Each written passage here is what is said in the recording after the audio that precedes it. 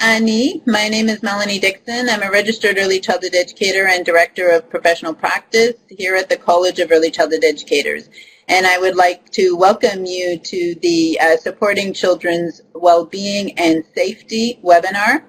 I'll first introduce our guests, and so I'll invite Mark Spector, Elizabeth DeSantis, and Karen Monahan to introduce themselves.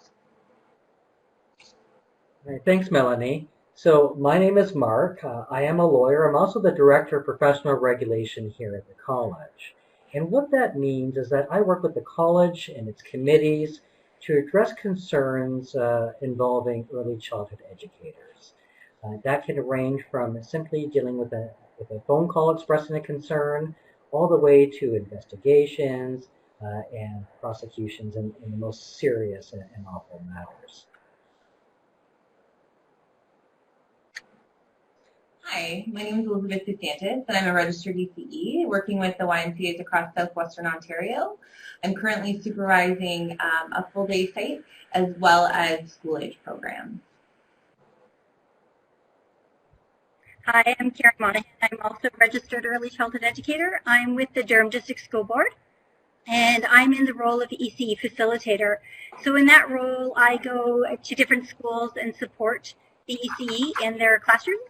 And I also provide system-wide PD and projects that we work on for the K department. Great, thank you. So today we're taking a closer look at professional supervision, and in particular, professional supervision of children. So while there are several areas of the Code of Ethics and Standards of Practice that address professional supervision and practice related to it, we're going to pay particular attention today to Standard 3, Safety, Health, and Well-being in the Learning Environment. A few areas to note, in particular in the practice section of this standard in regards to professional supervision. So one of the things an REC needs to do is to know the children in her care or his care. So even before a child comes under the professional supervision of an RECE, they need to obtain and familiarize themselves with some basic information, such as medical conditions, special needs, allergies, emergency contact information. As the relationship evolves with that child and their family, you will gain additional information that will help you understand and play a role in that professional supervision of that child and the other children in the program. Another area of this standard clearly states that RECEs provide safe and appropriate supervision of children based on age, development, and environment. And a third standard in Standard 3 that speaks to the fact that RECEs also consider how the environments affect children through daily care routines and transitions, including meal times and snacks, personal care, and sleep or rest time. And that RECEs implement strategies to ensure sufficient time for safe and supportive transitions while maintaining professional supervision at all times. So we're going to begin with Mark. Mark, what do you think people would be most surprised about in terms of the cases that the college and its committees sees most often? Well, thanks, Melanie. I think people will be quite surprised to learn that about 1 in every 3 cases the college hears about involves what they call a lost kid case, or concerns about inadequate supervision. And that's one of the very top concerns of the kinds of cases the college hears about on a day-to-day basis. Other types of cases the college hears about would be called unacceptable interactions with children, or maybe we might call that behavior guidance issues. And we most typically see that when an early childhood educator might be feeling frustrated or perhaps stressed when dealing with challenging behaviors. And the final bucket of kinds of cases that we experience would be professionalism, or maybe that might be more appropriately said as unprofessionalism. And we see that in all kinds of ways. It might involve an interaction between an ECE and another ECE, or perhaps involves another kind of educator, or a parent, or even an employer. Okay, thanks, Mark. These are all serious matters for us to consider and take steps to prevent. Can you expand a little bit more on inadequate supervision of children and some of the trends or the issues that you see underlying those cases? Yes, I'd be happy to. We do see certain themes on a daily basis. So the concerns about supervision, they typically arise when children are being transitioned from one place to another. Now, what does that really mean? Well, we see that during high-risk times of pickup and drop-off of children, or when they're being transitioned from an outdoor play area back into indoors. We also see it happen when education professionals maybe aren't communicating with them as effectively or as efficiently as they could possibly do. In some cases, we hear one colleague saying to another, well, I thought that they had it covered. So those kinds of situations. Finally, we see it when the case involving hazards in the area or looking at the environment. And what does that look like? Well, it could be a child escaping through a broken gate, or maybe it's about an unlocked door, or perhaps even a hole in the fence. So those are the kinds of themes and trends that we're seeing on a day-to-day basis at the college. Okay, great. Thank you, Mark. So RECs work in a variety of settings, including licensed childcare and kindergarten programs in schools. And in both of these environments, RECs are working with colleagues in supervising children. Regardless of the setting, RECs have obligations to regarding professional supervision and safety of children. So we'll go over to Elizabeth now. So within child care centers, what are some of the challenges that RECs may face, or some of the issues that may emerge around professional supervision, and perhaps some strategies that you and your team have implemented? Yeah, so some of the things that I hear as a supervisor definitely mirror what Mark was saying. That communication is a big piece. I've often heard staff say, well, they told me we had. And understanding that responsibility of knowing your room and checking your head counts is a big thing. So when you come into a new space, that may be that maybe you're a staff who does lunch coverage, or maybe you are coming into a room at the end of the day to relieve another staff, or even just starting your shift. Coming in, physically doing those head counts. And that doesn't, sometimes that means scanning the space, but I suggest to people to actually even go over, talk to the kid, touch the kid on the head, make sure you're saying those numbers out loud. As silly as it seems to be saying 1, 2, 3, 4, it really does help cement that you have seen all of those children versus just scanning the space.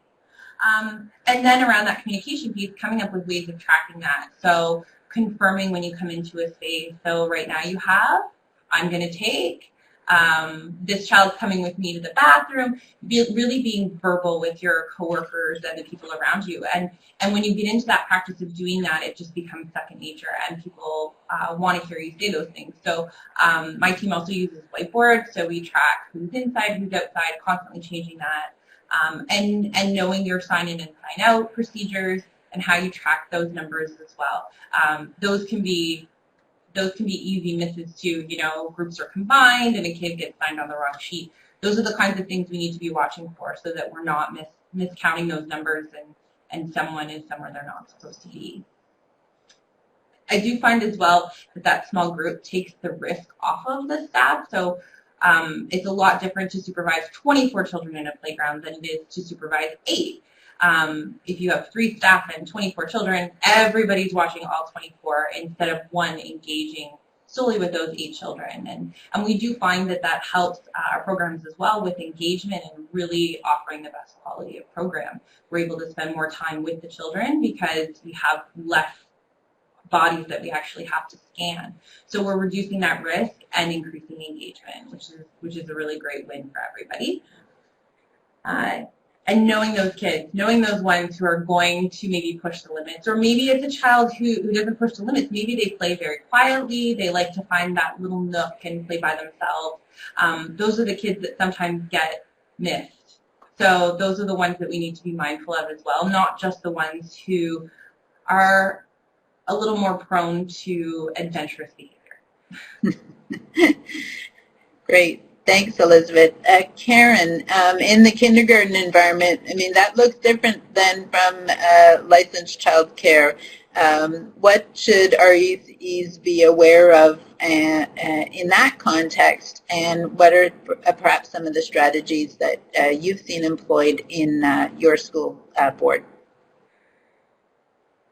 Yeah, so when I started in the school board, you know, some of the things that I came across was, again, that idea of the groupings, you know, small groupings, children coming from outside and in. A lot of classrooms are moving to that flexible model where the children can basically wander from the indoor learning environment to the outdoor learning environment, you know, releasing to adults. The biggest learning curve for me was in September when all of a sudden you have 30, maybe 15 new children. It's not like they trickle in over the course of time like in childcare. On day one, 15 children walk in and you've maybe never seen them before. So how do you keep track of that? How do you keep them safe in those early starts of the school year? And one of the things that became very clear with my partner and I was we had to have these conversations. I'm accountable to the Code of Ethics and the Standards of Practice. So these procedures weren't just automatically in place when I started with the school board. So we had to have heart-to-heart conversations of safety, what parameters could we put in place. So some of the things we did was in September, when 2, possibly 3 classrooms are filtering onto a play yard, which can look like 90 children, possibly 60 of them being new. How do you know who belongs to who? So we put in place a name tag system. Each classroom was color-coded. Each child had a tag on their shirt or their back that identified who they belonged to classroom-wise, so we could keep track. At the time, it's a lot to manage, but these parents were releasing them into our care.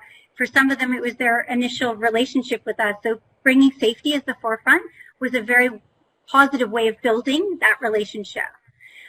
The other thing that has come up is, transitions. We have prep coverage teachers who come in and out of the classroom, depending on the context of the learning that was going to happen, having that conversation with the teacher to explain what the standards of practice are and my accountability to them, and to negotiate what that could look like.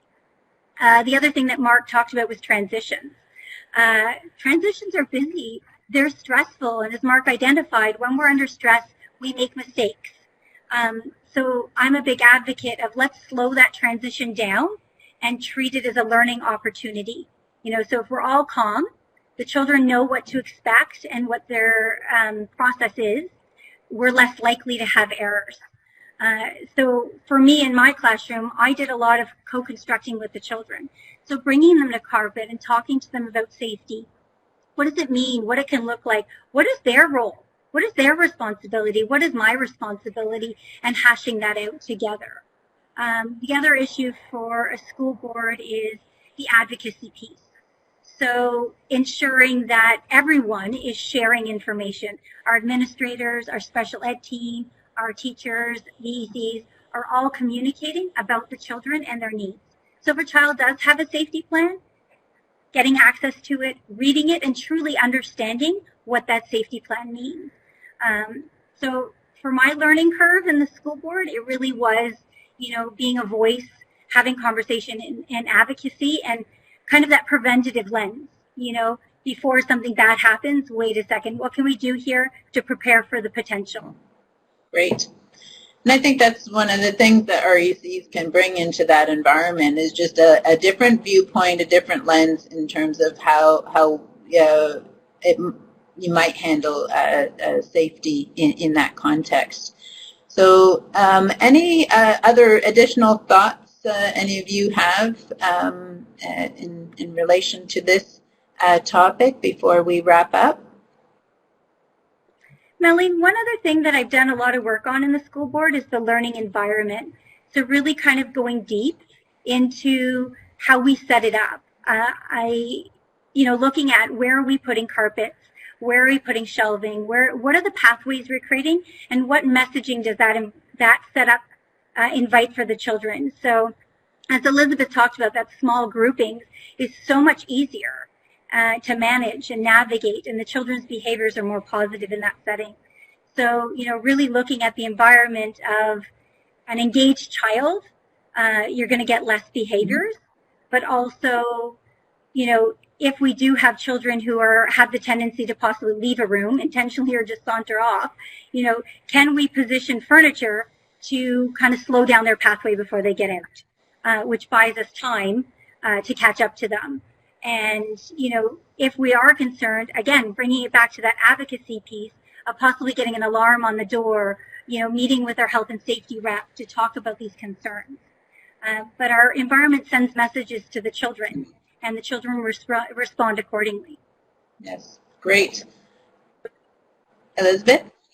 Melanie, I just wanted to touch on her a little bit further around that transition piece as well. And so one of those transition times that is a little more stressful, especially in our care with our school age programs, is that transition from the school environment to the child care environment and bridging that gap between that. So it might be an inconsistent schedule. So some days children take the bus, some days mom picks them up, some days they go to child care, and where are they supposed to be at the right time, and how that's being communicated between our child care, the families, and the school to make sure that kids are in the right place at the right time.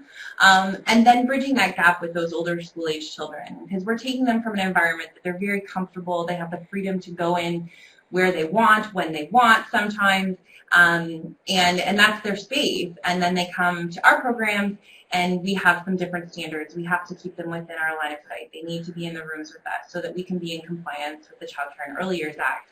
And so making sure that children understand that difference between a school age program where they are in care with us versus their classroom environment, but still making that an enjoyable and positive experience for them while maintaining those ratios, I think is really important. And I think a lot of it comes back to what Mark's saying around that communication piece and making sure we're having those things in place so that we're able to avoid any mishaps. Great, thank you. Mark, any final thoughts after having heard Karen and Elizabeth in another reality share their points of view? Yeah, I was just reflecting on what both of them said, and they both said something that resonated with me, is that when concerns are expressed involving early childhood educators, when we hear from those educators themselves, they say things like, well, it all happened so fast, and it speaks to what you said, Karen, about slowing things down a little bit. But they also say, I just wished I asked more questions, or I saw clarification before I did X. And speaking to what you just said, Elizabeth, it sounds like we come full circle. Professional supervision of children is dynamic and multifaceted. There are a number of factors that our ECEs need to take into account. Some of the nuts and bolts of things are that you need to know the children in your care, understand where they are in terms of their own development and needs, and also take into account how is the environment set up.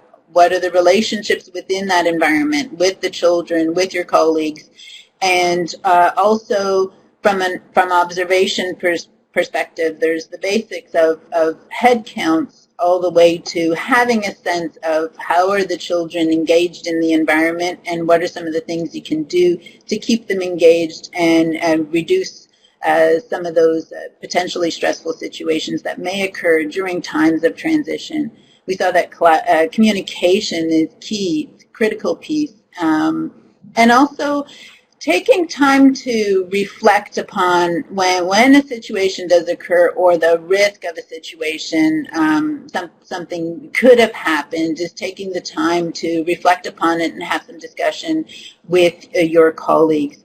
And the reality is, depending on the environment that you're in, you may have legislation that you're accountable to as an RECE, and what you need to do under those circumstances, and reporting situations where there is a risk to children. So again, I really appreciate your insights today, and really prevention is the best strategy to avoid some of the issues that we may see on the other end of things here at the college. like to thank our guests, Elizabeth DeSantis, Karen Monahan, and Mark Spector. And thanks to those of you who are watching this recording. We do hope that you share it with your fellow RECEs and others who may be interested in professional supervision of children. So to further enhance your knowledge and practice in connection with this topic, your call to action is to review Standard 3, Safety, Health, and Well-Being in the Learning Environment. And we have also published an article on professional supervision as part of the Standards Matter series. So we do encourage you to go take a look at on the Standards Matter hub page on our website. Take a time to discuss the article with your colleagues, perhaps at a staff meeting, and reflect on some of the strategies that you are currently using, and perhaps consider some of the ones that were discussed in this webinar as well. So thank you for joining us for this month's Standards Matter series focused on Standard 3, Safety, Health, and Well-Being in the Learning Environment. All webinars are available on YouTube, and you can be a part of the REC community year-round. Follow us on Twitter and LinkedIn, and subscribe to our YouTube channel. Visit our website regularly for the latest news and resources that are relevant to you in your practice as an early childhood educator. So thanks again for joining us, and we hope that you have found this webinar helpful.